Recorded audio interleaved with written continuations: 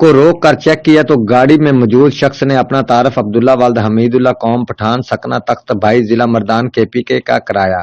تاہم گاڑی کی تلاشی پر گاڑی سے جدید اسلحہ کی بھاری کھیپ جس میں 3 عدد کلاشنکوف SMG مع 3 عدد توپا رائفل 44 بور مع میگزین 2 عدد رائفل 223 بور مع میگزین 2 عدد رائفل گن 12 بور 18 عدد مع 30 عدد میگزین پستول 30 بور 14 عدد مع میگزین پستول 30 بور فولڈنگ بٹ والے 5 عدد مع میگزین اور 11,000 گولیاں برآمد ہونے پر گاڑی کو ضبط کرتے ہوئے ملزم کو گرفتار کر لیا۔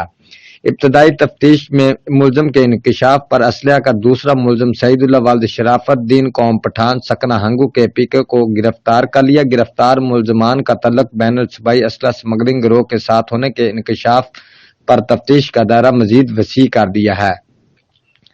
SSP میرپور کامران علی نے اسلحہ سمگلنگ میں ملوث گرفتار ملزمان سے تفتیشی عمل کی نگرانی شروع کر دیا تاکہ اسلحہ سمگلنگ میں ملوث اصل کرداروں کو بے نقاب کیا جا سکے۔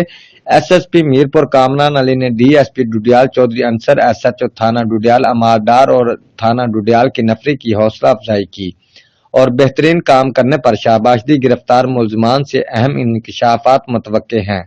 رپورٹ راجہ شوکت، جیو ایکسپریس نیوز، میرپور آزاد کشمیر۔